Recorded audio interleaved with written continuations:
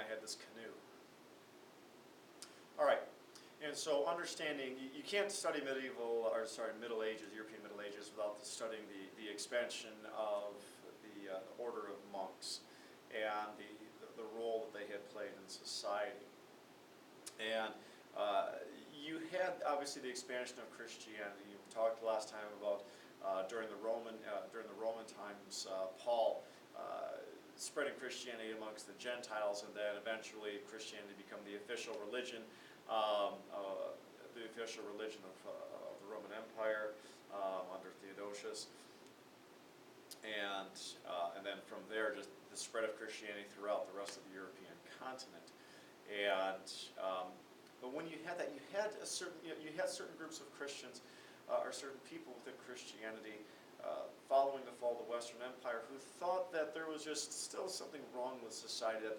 That the way we talk about, like with the expansion of learning, the expansion of artisans, this led to the formation of a somewhat of a middle class. I mean, not a great one, but there was one there.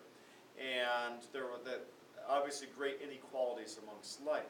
And so there were some within the church who thought as though that people lived a too possessive lifestyle, that possession became far too important.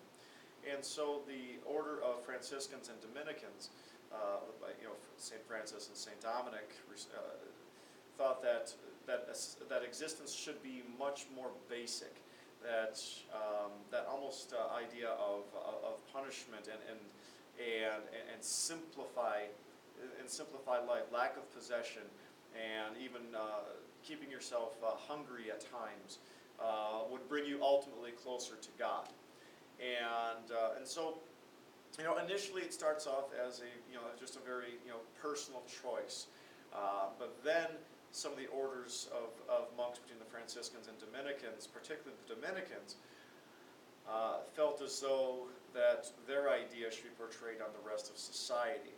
And so this idea of heretics, that those who were attached to worldly possessions could be considered a heretic, and particularly they focused their attention primarily at Jews.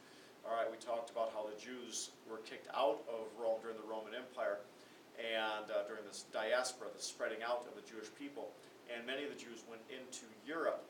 And while they were there, it was the spread of Christianity, the rise of Christianity, and so then obviously you have the Dominican order who said, you know what, the Jews are heretics, and so we're going to punish them until they convert to Christianity, or just any non-believers. You can talk about we can talk about witches or druids or things of that nature, and they were basically forced to convert, or they were tortured. Okay, the apex of which was the Spanish Inquisition. And during the Spanish Inquisition, again, if you were thought to be a heretic, you were tortured until you would either die or confess and convert. And so it's kind of a dark time for the church, for the capital C church at that time, as what started off as a very faith-oriented idea turned into, this is something that must be portrayed and expectation for all of society, or else you're going to die. Okay, and so it was very dangerous in that sense. Okay, and so the Inquisition in and of itself then led to this idea.